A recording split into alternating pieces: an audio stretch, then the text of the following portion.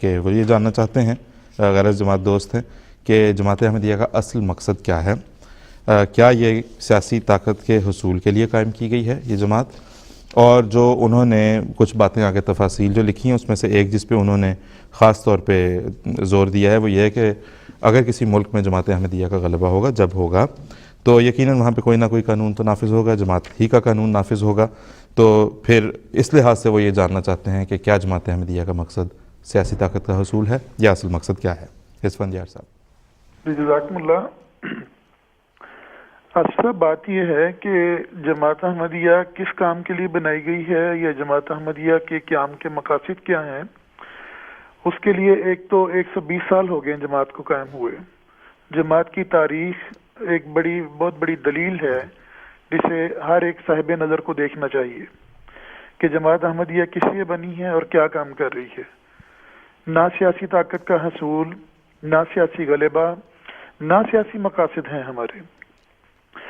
جماعت احمدیہ کے قیام کا تو ایک ہی مقصد ہے، اگر خلاصتاً کہا جائے کہ اللہ تعالیٰ اور حضرت محمد صلی اللہ علیہ وآلہ وسلم کی محبت اور عشق کو دنیا میں پھیلانا اور انسانی دلوں پر اس کے غلبے کے لیے بہرحال ہم کوشاں ہیں کہ اللہ تعالیٰ کی محبت لوگوں کے دلوں پر قائم ہو جائے، حضرت محمد مصطفیٰ احمد مجتبیٰ صلی اللہ علیہ وسلم کا عشق لوگوں کے دلوں پر حاوی ہو جائے، اور اسی کے لیے جماعت احمدیہ کا قیام ہوا ہے.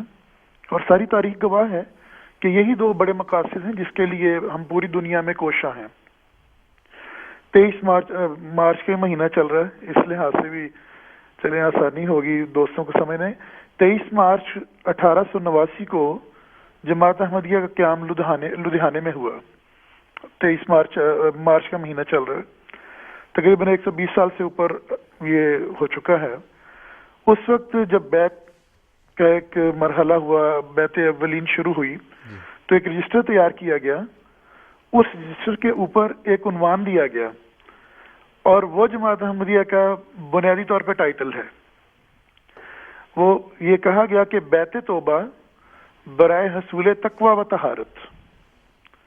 تو جماعت احمدیہ کے اندر آنے والے لوگوں کو یہ بتایا جاتا ہے کہ آپ جو بیعت کر کے آ رہے ہیں تو یہ برائے حصول تقوی و طہارت ہے، اور یہی مقصد ہے جماعت کا.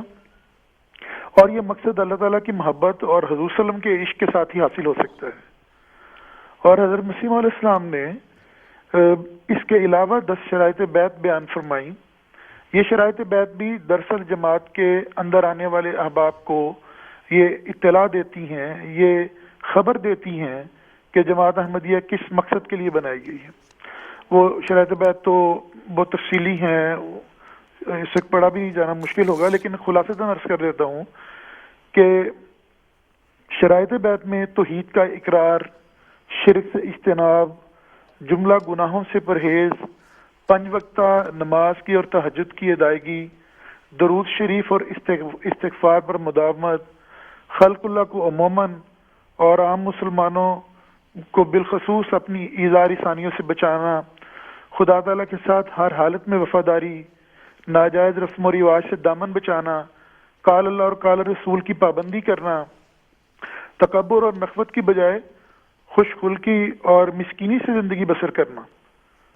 اس کے علاوہ دین اسلام کی عزت اور ہمدردی کو ہر ایک عزیز تر چیز سے عزیز جاننا، مخلوق خدا کو اپنی خدادت طاقتوں سے فائدہ پہنچانا، اور امام الزمان جن کو اللہ تعالیٰ نے اس زمانے میں قائم فرمایا ان کی سچی اور پاک محبت دلوں میں قائم کرنا. اب یہ سارے مقاصد ہیں، اور یہی جماعت احمدیہ کے افراد کے اندر اللہ تعالیٰ کے فضل سے انہی اخلاق کی ترویج ہو رہی ہے. چنانچہ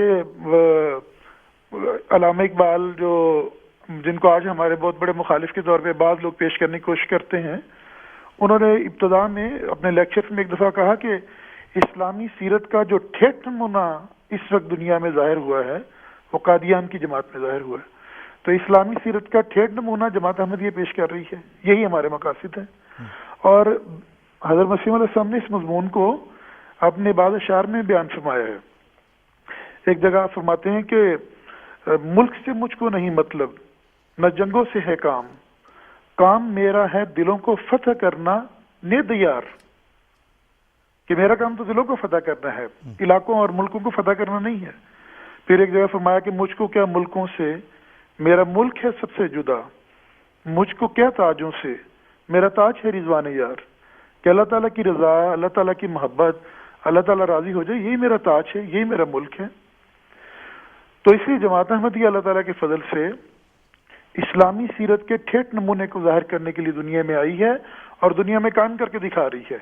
اس لیے ہمارے کوئی سیاسی مقاصد نہیں ہیں، اور تاریخ گواہ ہے کہ ہم نے کبھی بھی سیاسی معاملات اور سیاسی غلبے یا اقتدار کو اپنی منزل نہ قرار دیا، نہ اس کے لیے کوشش کی ہے۔ بالکل بالکل ٹھیک ہے، ٹھیک ہے اسفندیار منیب صاحب۔